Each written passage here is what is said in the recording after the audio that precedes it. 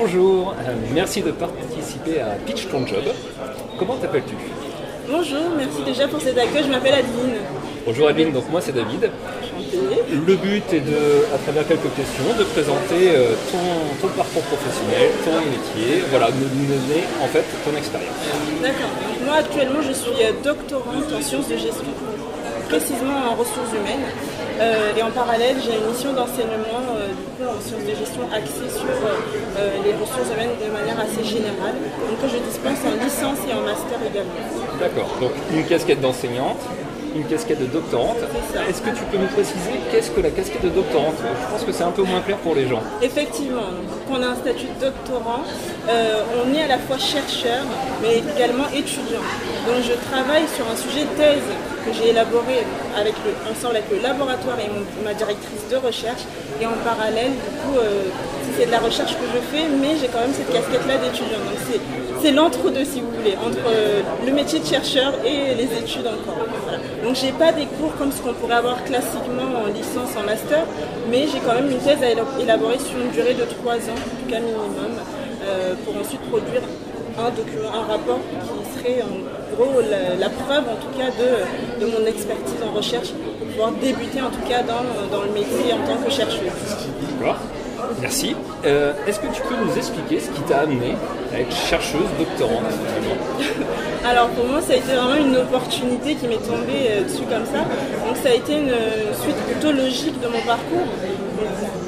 Pour reprendre de manière assez générale, j'ai eu un parcours assez classique. J'ai fait un bac ES, donc économique et sociale, qui m'a conduit déjà vers une licence qui s'appelait à l'époque administration économique et sociale à l'université de Tours, mais qui ne l'est plus. Et ensuite, j'ai intégré l'IAE de Tours, donc qui est un institut d'administration des entreprises, à partir de la L3, de la licence. Et ensuite, j'ai fait un master de ressources humaines et en parallèle un double master qui est donc un master de recherche en conseil et management.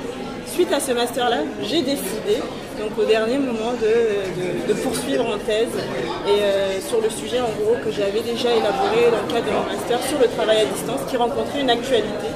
Donc c'était tombé au bon moment, je l'ai présenté et puis c'est comme ça que je continue en thèse du coup sur ce sujet-là. D'accord, donc l'idée c'était d'approfondir un premier sujet que tu avais... Exactement, puisque ce que j'avais fait dans le cadre de mon master recherche, ça m'a permis déjà justement de mettre un pied dans la recherche et j'ai beaucoup aimé cette curiosité qu'on a, cette façon d'avoir un éveil plutôt intellectuel. Voilà. Donc j'ai voulu poursuivre dans ce domaine-là en faisant une thèse sur une durée plus longue. Exactement. D'accord. Merci de tout ça. J'ai une question aussi sur le côté recherche. Comment ça s'élabore? Est-ce que tu vas dans les entreprises? Est-ce que tu fais des choses théoriques? Comment ça se met en place? C'est un mélange des deux. On a toute une partie théorique, donc forcément il faut s'appuyer sur tout ce qui a déjà été fait, parce que c'est ça la science, hein. On ne peut pas tout réinventer, on s'appuie déjà sur tout ce qui avait été fait, et nous on apporte en tout cas notre connaissance en plus, et ça peut être à travers notre terrain, notre méthodologie qui peut être assez originale et se distinguer de ce qui avait déjà été fait. Et donc là, moi pour le coup, voilà, j'étudie des équipes au sein de 3 entreprises différentes. Je pars bien évidemment de la théorie de tout ce qui existe pour construire un guide d'entretien. Et ensuite, j'interroge les équipes pour recueillir leurs ressentis, etc. et analyser. Et aussi la méthodologie qui vient différencier, parce que moi je suis dans un style qu'on appelle du longitudinal, donc je les suis vraiment dans le temps sur cette question-là du travail à distance. Voilà, c'est ça un peu l'apport, c'est l'originalité de la méthodologie, plus avoir un panel assez important de ressentis, de discours des individus au sein des entreprises. Merci pour ces précisions. Quelles sont tes perspectives une fois que tu auras ton doctorat? Alors, comme je vous l'ai dit, depuis que je suis dans la recherche, j'aime beaucoup parce que c'est un métier où on apprend au quotidien.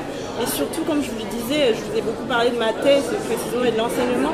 Mais à côté, il y a pas mal de choses qu'on peut faire. Il y a des manifestations scientifiques qu'on appelle des colloques, des congrès. Il y a des publications dans les revues aussi. Donc tout ça, c'est stimulant et donc j'aime beaucoup. Donc bien évidemment, pour la suite, j'aimerais bien, en tout cas dans un métier où je serais amenée à faire toujours de la recherche pour pouvoir avoir cette curiosité-là en permanence tout le temps. Okay. Donc, bien évidemment, peut-être un poste plus tard dans l'enseignement et en faisant de la recherche en même temps, ou même que ce soit en entreprise, que ce soit axé plus recherche et développement, pour que je puisse avoir cette possibilité-là, moi en tout cas, de continuer à faire de la recherche. Ok, très clair. Est-ce que tu as une réussite que tu aimerais nous partager, un élément fort dont tu es fier? Mon parcours.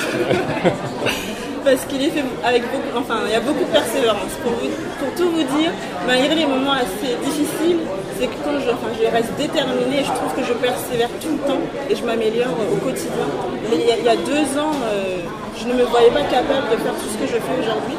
Donc je pense que voilà, c'est ça, il faut toujours s'accrocher et puis être toujours positif, enthousiaste. Et puis voilà.